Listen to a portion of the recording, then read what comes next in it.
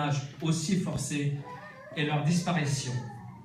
Monsieur le secrétaire général de la Credo et président de l'Organisation franco-égyptienne des droits de l'homme, Jean Maire.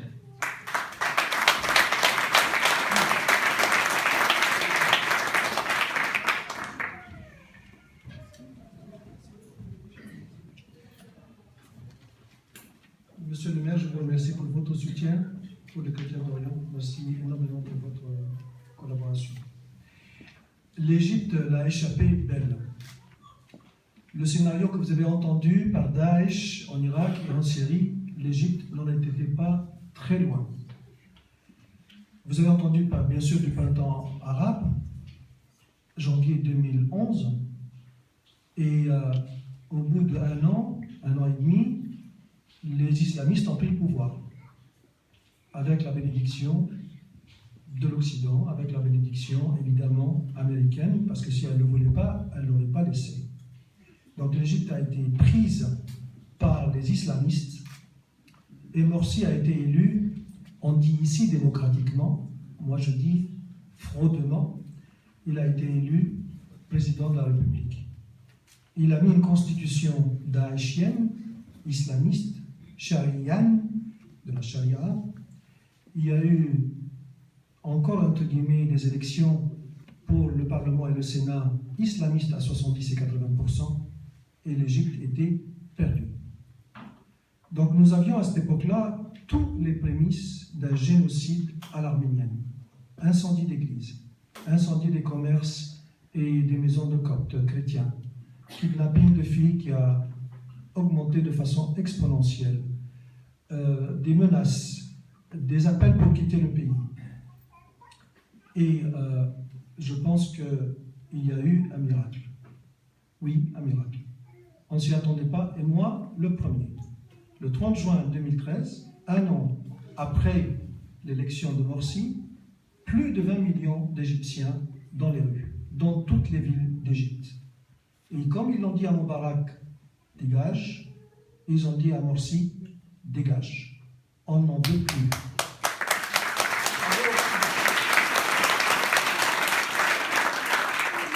Et pour la première fois, chrétiens et musulmans ensemble, les Coptes et les musulmans ensemble, dans ces 20 millions qui ont demandé qu'ils quittent. Mais depuis, il y a eu des faits pratiquement presque historiques. Octobre l'année dernière, Patrick, notre président, et moi-même, nous avions été invités par le gouvernement égyptien.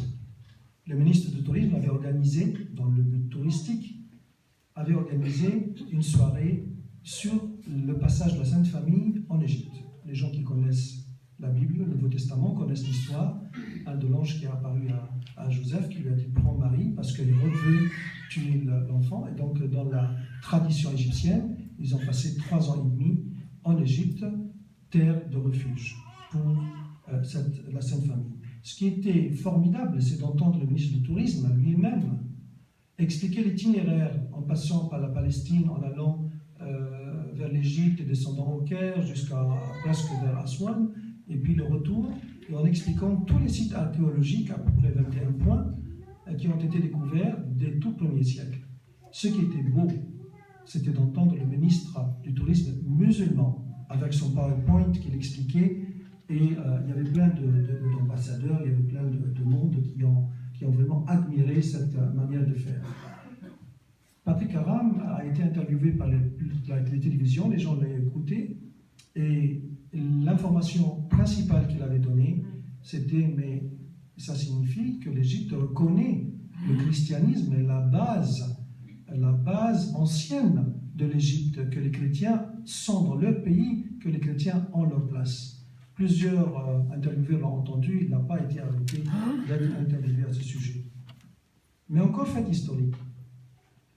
Le 2 et 3 décembre 2014, l'année dernière, aussi Patrick Aram et moi, nous avons été invités par l'imam El Tayeb, de la grande mosquée d'Al-Azhar. Al-Azhar, c'est le Rome de l'islam sunnite. Hein.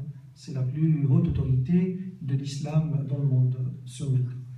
Et c'était une conférence internationale. Il y avait plus de 400 personnes. Mais tous les patriarches d'Orient étaient là, de toutes les confessions. la majorité de l'islam sunnite et chiite et soufiste était là. C'était vraiment une conférence extraordinaire. La seule personne laïque qui avait droit au podium, c'était Patrick Caron, et le seul Européen. Et l'Européen, c'était quand même un fait historique qu'Al-Azhar laisse parler un Européen et laïque. J'étais son traducteur et je vous assure qu'elle a été fortement applaudie sur place. Autre fait historique, quelques semaines après, le président Sisi est allé à Al-Azhar devant l'imam El-Tayeb, avec plusieurs imams qui étaient là de Al-Azhar. Il leur a dit 3 choses. Nous sommes responsables de l'enseignement qu'on donne, qu'on fournit aux imams qui partent dans le monde, l'enseignement avec une idéologie de haine. Nous en sommes responsables, et il a dit aux autres imams, nous sommes responsables devant Dieu, devant Allah. Il faut qu'on se débarrasse. Ça fait des centaines d'années qu'on n'arrive pas à s'en débarrasser. Vous en êtes responsable, il faut le modifier.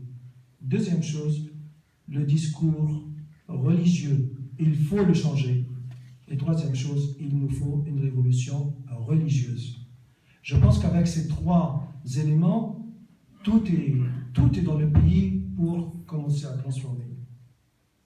Encore une fête historique, El-Sisi, le président, était le premier depuis 1400 ans à aller à la cathédrale du Caire à la messe de minuit. Avant lui, il y a des gens qui sont allés avant, après, qui ont envoyé des délégués, mais lui, il a surpris les Coptes pendant la messe de minuit. Il est allé les saluer, les féliciter. Il ne leur a pas dit « je vous félicite parce que vous êtes chrétien », il a dit « c'est votre fête, vous êtes égyptien, c'est mon devoir de venir vous féliciter ». Et encore un fait historique, quand les 21 Coptes ont été décapités parce qu'ils sont Coptes, parce qu'ils sont chrétiens, et non pas comme l'a dit l'Élysée, et que Monseigneur Goniche l'a dit plusieurs fois, parce que c'était des ressortissants égyptiens. C'était des ressortissants égyptiens, mais ils ont été décapités, égorgés sur la plage, parce qu'ils étaient chrétiens, avec une menace claire à l'Église copte et à l'Occident infidèle. Et puis, la dernière chose que je voudrais terminer avec, c'est qu'en Égypte, il y a un réveil immense. Les musulmans, qu'on appelle musulmans libéraux, parce que vous avez des frères musulmans qui sont des daïchiens, des wahhabistes, des salafistes, vraiment des gens terroristes, et tout le reste. Et tout le reste des musulmans et des chrétiens. Là, le réveil, c'est le réveil des musulmans en Égypte. On les voit à la télévision, dans la presse, tous les jours, et ils parlent. Nous sommes responsables de voir pourquoi on en arrive là. Et ils essayent de travailler leur religion, travailler leurs écrits, leurs enseignements, pour essayer de s'en débarrasser de cette idéologie de haine. C'est vraiment l'espoir, et c'est avec ce message d'espoir que je vais passer. Merci.